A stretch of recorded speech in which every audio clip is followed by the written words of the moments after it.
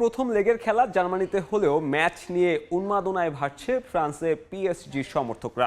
এ বিষয়ে বিস্তারিত জানাতে প্যারিসে আছেন সহকর্মী মোহাম্মদ লুৎফর রহমান বাবু। সরাসরি যাচ্ছি তার কাছে। বাবু, উয়েফা চ্যাম্পিয়ন্স লিগের দ্বিতীয় সেমিফাইনালের প্রথম লেগ কিছুক্ষণ পরই অনুষ্ঠিত হবে জার্মানির Borussia Dortmund Iduna signal park মাঠে, এবং সেই খেলায় কিন্তু মুখোমুখি হচ্ছে ফ্রান্সের পিএসজি।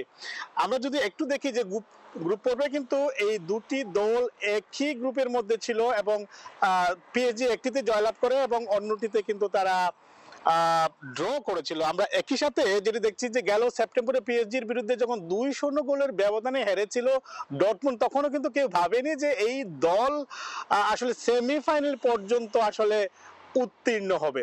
এবং কাকতালীয়ভাবে যেটি বলা যায় যে সেমিফাইনালে এসে তারা কিন্তু পিএসজির সাথেই মুখোমুখি হচ্ছে। সে কারণে ডর্টমুন্ডের সামনে আজকে একটি প্রতিশোধের মিশনও বলা ছিল, তবে সেই প্রতিশোধের মিশনে তারা আসলে কতটা সফল হবে সেটা কিন্তু নির্ভর করছে পিএসজির তারকা খেলোয়াড় কিলিয়ান এমবাপ্পেকে আসলে তারা কতটা আটকাতে পারবে।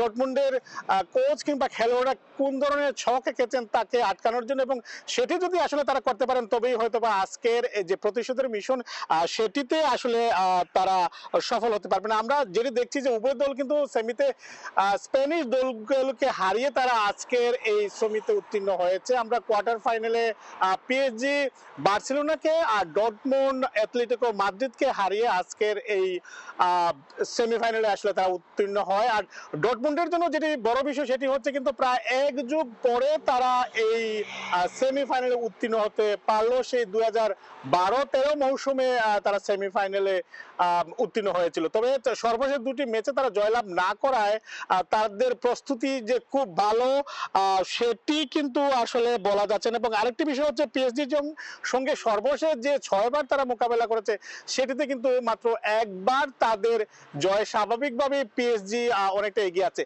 তার পাশাপাশি আমি যেটি বলবো যে ডর্টমুন্ডের ইদুনা পার্কের যে মাঠে আসলে খেলা, সিগন্যাল ইদুনা পার্কের মাঠে যে খেলা অনুষ্ঠিত হচ্ছে সেখানে পিএসজির যে সমর্থকরা রয়েছেন তারা তো সেখানে মাঠে বসে খেলা দেখবেন।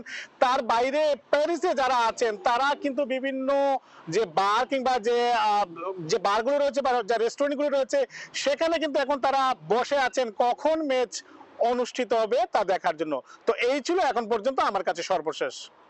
দর্শক, লুৎফর রহমান বাবু প্যারিস থেকে জানাচ্ছিলেন চ্যাম্পিয়ন্স লিগের আগের সবশেষ খবর।